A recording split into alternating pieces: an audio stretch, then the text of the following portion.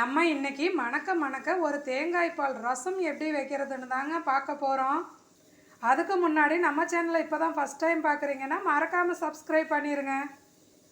ஒரு மூடி தேங்காவை எடுத்து அரைச்சி தேங்காய் பால் எடுத்துருக்கேன். ஒரு ஸ்பூன் சீரகம் எடுத்துக்கலாம், 1.5 ஸ்பூன் மிளகு எடுத்துக்கலாம், 1 ஸ்பூன் மல்லி எடுத்துக்கலாம், ஒரு பச்சை மிளகாய் எடுத்துக்கலாம். இதையெல்லாம் சேர்த்து மிக்ஸி ஜாரில் நல்லா அரைச்சி எடுத்துக்கலாம். இதை இப்போ நல்லா அரைச்சி எடுத்துக்கலாம். இதை அரைச்சி எடுத்தாச்சு. கொஞ்சமாக பூண்டு சேர்த்துக்கலாம். இதையும் அரைச்சி எடுத்துக்கலாம். ஒரு பாத்திரத்தை எடுத்துக்கலாம். 2 தக்காளி கட் பண்ணி வச்சுருக்கேன், அதை இந்த பாத்திரத்தில் சேர்த்துக்கலாம். ஒரு நெல்லிக்காய் சைஸில் புளி எடுத்து கரைச்சி வச்சுருக்கேன், அந்த புளி கரைசலையும் இதில் சேர்த்துக்கலாம். பூண்டு கொஞ்சமாக இடித்து வச்சுருக்கேன், அதையும் இதில் சேர்த்துக்கலாம். மல்லி தலை கொஞ்சம் இதில் சேர்த்துக்கலாம். கருவேப்பிலை ஒரு கொத்து சேர்த்துக்கலாம். உப்பு கொஞ்சம் சேர்த்துக்கலாம். நம்ம சீரக மிளகு சேர்த்து அரைச்ச விழுது கொஞ்சம் சேர்த்துக்கலாம். மஞ்சள் தூள் ஒரு 1/4 டீஸ்பூன் சேர்த்துக்கலாம். தண்ணி கொஞ்சம் சேர்த்துக்கலாம்.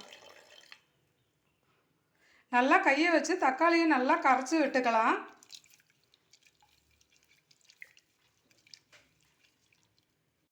இதை நல்லா கரைச்சிட்டு நம்ம புளிப்பு சுவைக்கு ஏற்ப கூட குறைய தண்ணி கொஞ்சம் சேர்த்துக்கலாம். இப்போ ஸ்டவ் ஆன் பண்ணிக்கிட்டு ஒரு கடாயை வச்சுக்கிட்டு எண்ணெய் 1 ஸ்பூன் சேர்த்துக்கலாம். கடுகு சேர்த்துக்கலாம்.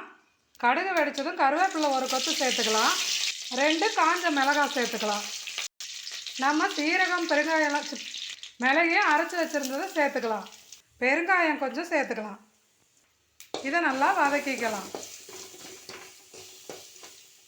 நம்ம ரெடி பண்ணி வச்சுருந்த கரைசலை இதில் சேர்த்துக்கலாம்.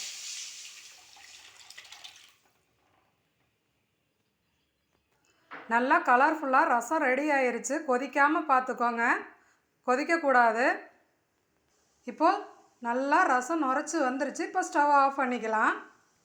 எவ்வளோ சூப்பராக மணக்க மணக்க ரெடி ஆகிருக்குன்னு பாருங்கள்.